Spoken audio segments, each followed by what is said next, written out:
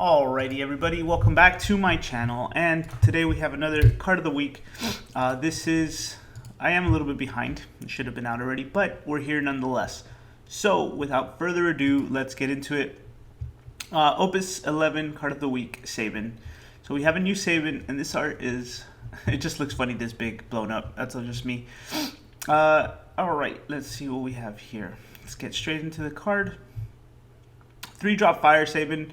Forward monk category 6 for 0 until the end of the turn. Sabin gains 2,000 power, first strike, and brave. Sabin deals you 1 point of damage. You can only use this ability during your turn and only once per turn. Okay, and at 5 damage, when Sabin attacks, choose one forward opponent controls, deal it damage equal to Sabin's power. All right, so a couple things off the bat. He is a hero. Okay, my real problem with this, first of all, is his 3 to 7, so this curve, right? This is the curve we've reflected on, we're used to, or we're seeing, right? But I have a weird feeling, other than for the use of, what's his name? The new Sephiroth that we saw last week. Pumping up damage like this and getting closer to this area, things are going to be riskier. And I don't know if 2k first strike and brave is enough for me for that, especially if you can only use it during your turn, right? So all in all, he's just going to come out and do nothing, right? So he has that same curse as, the Bart's, and what did we just talk about recently? Oh, the Vincent from the starter deck. All really strong sounding cards, right? And being able to just, if he lives a turn, right? Because realistically, we have Ramp here breaking 3s, right? And then fires getting stronger, and they're dealing 7k consistently. A 3/7 isn't where we want to be anymore, unfortunately, right? So, and at 5 damage, when he attacks, choose a forward your opponent controls, deal damage equal to Sabin's power. I guess the best time would be, even then, right? Assuming you never need to use his power and you only use him for this thing, then you have to wait till 5 again, and then he's only shooting for 7, right? Before we go any further, before I take a look at all the other stuff, Kageyama reveals with him, he is monk, so it is very possible that he fits in that Ursula Yang deck that we talked about, a monk deck. He goes along with the other Sabins though, but currently I'm thinking I still prefer the other Sabin, the 4-drop L. I could be bad. I don't know. I could be wrong about these. This one, again, I don't know, because 3-drops we don't want to be anywhere near 3-drops anymore, right? Everything breaks 3s and unders, especially with Rampier. And then 7k again is just too weak for me now. I realize that, and it doesn't do anything else on when as soon as it hits the board. So for me, there isn't enough value here. Let's take a look further down. Yeah. All right. So Edgar buffs him. Yeah, that's fine. We would need a buff anywhere, right? So Lebrow this, Belias gives him first strike, and pairing him with Lock. Let's see what he says here about the Lock.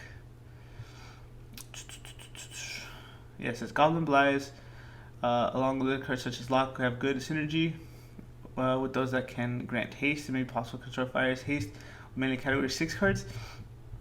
Yeah, no, I guess if we're going for 6, sure, he's cheaper, but being able to power him up is going to be too important, right? Because unless you're really solely relying on the Edgar, which isn't good, right? Look, there isn't even another set of cards. Usually they give us two stuff to go with this. Yeah, so okay, I'm gonna leave this one open for you guys too. I want to hear some opinions on this one. I'm gonna do my best right now to come up with ideas for this one. Fire, I don't know, man. These fire cards keep surprising us, right? They keep making them sound really strong. All right, so let's push the envelope here. All right, so we can start doing this on our turn. We can really have an EX heavy burst deck, right? We don't use it until we know we need to, right?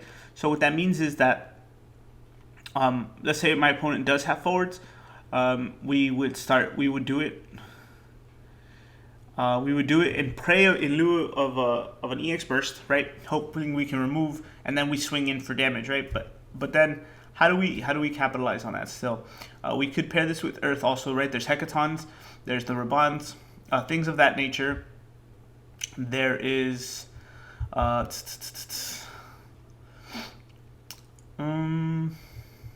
man, this I'm really throwing a blank on this one.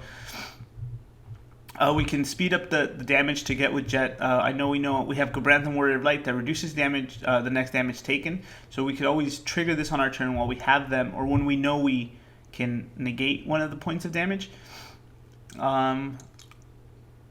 Yeah, and unless you have haste, this card is just going to sit there like it says here. Let me see. He is a 3-drop, so he comes in with Vaughn if we're interested. The Fire Wind deck. But for that, we just play the, Archangel HM.